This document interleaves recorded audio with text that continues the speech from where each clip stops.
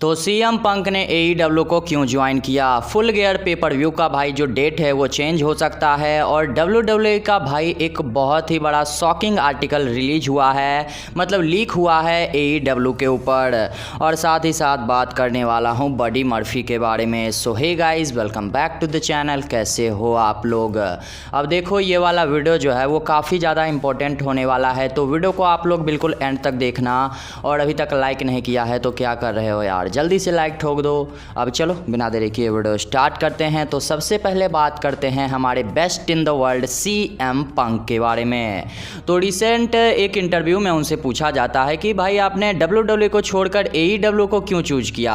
तो CM Punk ने ये बोला कि देखो डब्ल्यूडब्ल्यूई में मैं इसलिए नहीं जाना चाहता था क्योंकि वो पहले से ही हमको बीमार कर चुकी थी और कभी भी मेरे टेबल पर डब्ल्यूडब्ल्यूई का नाम रहा ही नहीं, तो वहाँ तो जाने के बारे में मैं सोच भी नहीं सकता। और एईडब्ल्यू को मैंने इसलिए चूज किया क्योंकि भाई देखो यहाँ पर एक्साइटिंग टैलेंट हैं, यंग टैलेंट हैं और उनके साथ काम करने में भाई मुझे काफ़ी ज़्यादा मज़ा आ रहा है और मैं इसीलिए एईडब्ल्यू कंपनी में आया हूँ। और इसी वाले इंटरव्यू में भाई उन्होंने बहुत कुछ रिवील किया। अब आप लोगों ने वो वाला पिक तो देखा होगा जिसमें कि उनके शू पर एसी लिखा हुआ था, तो इनके बारे में भी उनसे पूछा जाता है। तो सीएम पंक ने ये बोला कि देखो एसी का मतलब ऑलवेज शिकागो था और कुछ लोग स्पेकुलेट कर रहे थे कि एडम कोल था और दूसरे सुपर भाई सीएफ लिखा था, तो उसके बारे में भी बताया कि सीएम पंक ने कि उसका मतलब होता है शिकागो फॉरएवर। तो भाई सीएम पंक का तो अलग ही कहना है, बट फैंस का अलग ही स्पेकुलेशन चल रहा था कि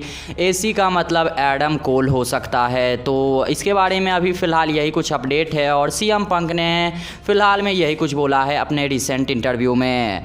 अब नेक्स्ट बात करते हैं बडी मर्फी के बारे में। तो इनके बारे में मैंने बताया था कि इनका 90 डे का जो क्लोज है वो 31 अगस्त को ख़त्म हो जाएगा और जैसे इनका 90 डे का क्लोज ख़त्म हुआ भाई ट्विटर पर ये बिल्कुल धमाल कर रहे हैं और बिल्कुल खुशियाँ मना रहे हैं और उड़ते परिंदे की तरह बिल्कुल ट्विटर पर उड़ रहे हैं।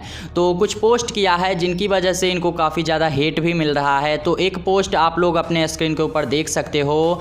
इसी पोस्ट की वजह से भाई फैंस इनको काफ़ी ज़्यादा हेट कर रहे हैं। अब मुझे कुछ समझ नहीं आता कि अमेरिका के फैंस होते कैसे हैं, पता नहीं। जब लोग चलो ठीक है, अगर डब्ल्यूडब्ल्यूई ने रिलीज कर दिया तो डब्ल्यूडब्ल्यूई को कोई कुछ नहीं बोलेगा, बट अगर कोई बंदा खुशी मना रहा है तो पता नहीं लोग उसको हेट क्यों कर रहे हैं। बट चलो जो भी है ठीक ही है, हम इंडियन फैंस तो भाई उनको बिल्कुल भी हेट नहीं करेंगे।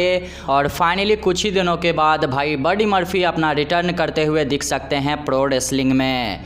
तो कौन कौन एक्साइटेड है कमेंट करके ज़रूर बताना। वैसे भाई इन्होंने अपना स्मैकडाउन वाला गियर भी बेचना स्टार्ट कर दिया है, तो जो लोग भी इंटरेस्टेड है जाके खरीद सकता है। वैसे प्राइस भाई काफ़ी ज़्यादा है। तो यही कुछ फ़िलहाल में अपडेट है बडी मर्फी के बारे में, और भी कुछ आता है तो मैं आपको बता ही दूंगा। अब नेक्स्ट बात करते हैं फुल गियर पेपर व्यू के बारे में। तो इनका जो मतलब एईडब्ल्यू का नेक्स्ट पेपर व्यू होने वाला है ऑल आउट, और उसके बाद भाई हमको फुल गियर पेपर व्यू देखने को मिलने वाला है। इसकी डेट जो है वो 6 नवंबर को होने वाली है और इसी वाले तारीख को भाई यूएफसी का भी एक पेपर व्यू हमको देखने को मिलने वाला है। और आपको तो पता है कि भाई डब्ल्यूडब्ल्यूई जब यूएफसी के सामने नहीं टिक पाता तो एईडब्ल्यू क्या ही टिकेगा। तो फिलहाल में न्यूज़ ये आ रहा है कि इसका जो डेट है वो चेंज हो सकता है, 1-2 दिन बाद हमको फुल गियर पेपर व्यू देखने को मिल सकता है। तो फिलहाल में यही कुछ अपडेट है और कन्फर्म ही समझ लो कि भाई AEW full gear pay per view का डेट चेंज होने वाला है।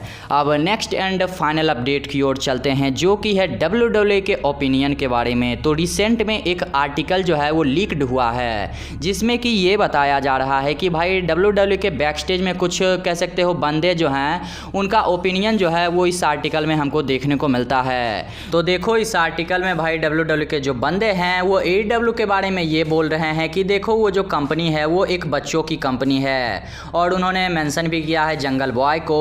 और आगे वो बोलते हैं कि देखो उसके बारे में ज़्यादा मैं कुछ सोचता नहीं हूँ और वो इम्पैक्ट रेसलिंग की तरह बिल्कुल एक फेलियर होने वाला है, और हम जो बंदे हैं या फिर डब्ल्यूडब्ल्यूई जो है वो ज़्यादा सीरियस भी नहीं है एईडब्ल्यू कंपनी के लिए, और हमारे लिए वो एक बिल्कुल जोक की तरह है। तो सच में अगर ऐसे उनके बंदे सोचते हैं, डब्ल्यूडब्ल्यूई के बैक स्टेज के प्रोड्यूसर या फिर बंदे उनके ऐसे एईडब्ल्यू के बारे में सोचते हैं, तो भाई उनका जो सोच है वो बिल्कुल गलत है। क्योंकि एईडब्ल्यू जो है वो फ़िलहाल काफ़ी ज़्यादा ग्रो कर रहा है और मुझे ऐसा लगता है, मेरा ऐसा ओपिनियन है कि अगर WWE ऐसे ही चलती रही तो भाई कुछ सालों में AEW उनको बीट कर जाएगा, और ये एक प्रिडिक्शन नहीं है, स्पॉइलर है, ये चीज़ कंफर्म आप लोग मान लो। और भाई अगर सच में ऐसा है तो मुझे तो कुछ समझ नहीं आता WWE को हम लोग कितना ज़्यादा क्रिटिसाइज करें, कितना उनके बारे में ज़्यादा कुछ बोलें, कुछ उनको फ़र्क पड़ता नहीं है, वो वही करेंगे जो उनका मन में रहेगा।